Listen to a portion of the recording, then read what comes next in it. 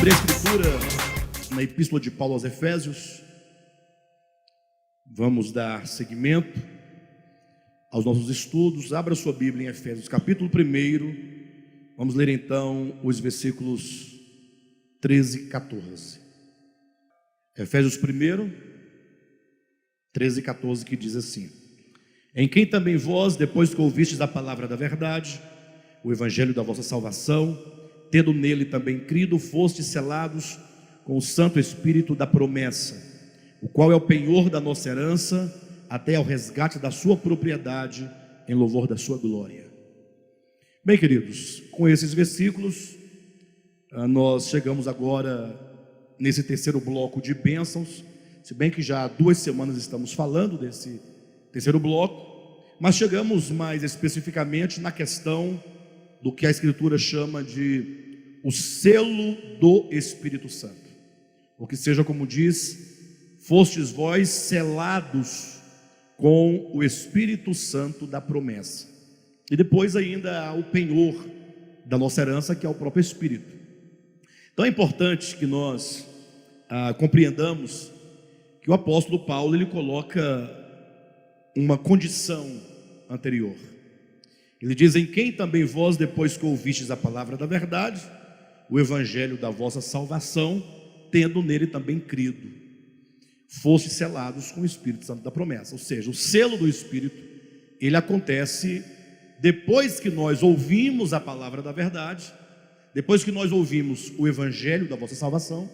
No caso, a palavra da verdade é o mesmo que o evangelho da salvação, e tendo nele também crido. Então as condições, elas são exatamente essas duas: ouvir o evangelho e crer no evangelho. Eu tenho insistido, e para que nós entendamos com clareza a questão do selo do Espírito Santo, eu tenho insistido para que nós entendamos essas verdades no âmbito orgânico, no sentido daquilo que acontece em nós, efetivamente, na nossa consciência e no nosso coração, em relação ao evangelho. Eu já disse isso várias vezes, mas tantas vezes que eu ainda disser, será pouco para desconstruir um problema que existe no cristianismo e, portanto, e consequentemente, existe nas nossas mentes, no nosso entendimento. Observe vocês que a Bíblia, ela tendo 66 livros, ela fala acerca de muitas verdades. Nós temos aqui uma série de verdades que, se lidas e compreendidas à luz daquilo que Cristo é a verdade, então é possível que você tenha aí um compêndio teórico de um tanto de verdades. Então a Escritura, ela tem esse papel de ser um testemunho acerca da verdade, e não exatamente a verdade. Para vocês entenderem melhor, basta que vocês pensem comigo que em João capítulo 5, versículo 39 e 40, Jesus diz para os judeus, repreendendo-os, que eles liam as Escrituras, que eles estudavam as Escrituras, porque eles acreditavam que, no ato de eles estudarem objetivamente a Escritura, eles teriam assim a vida eterna. É o problema do dogmatismo, ou seja, pelo fato de eles acreditarem desta maneira e não daquela outra, esse simples fato de eles terem uma compreensão intelectual correta, eles pensavam que obteriam vida eterna. Jesus então continua dizendo que eles erravam nesse sentido. Por quê?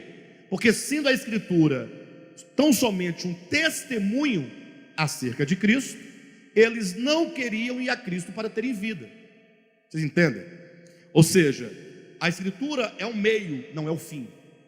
Ela é o meio que nos conduz à compreensão daquilo que a verdade é. Quem é a verdade?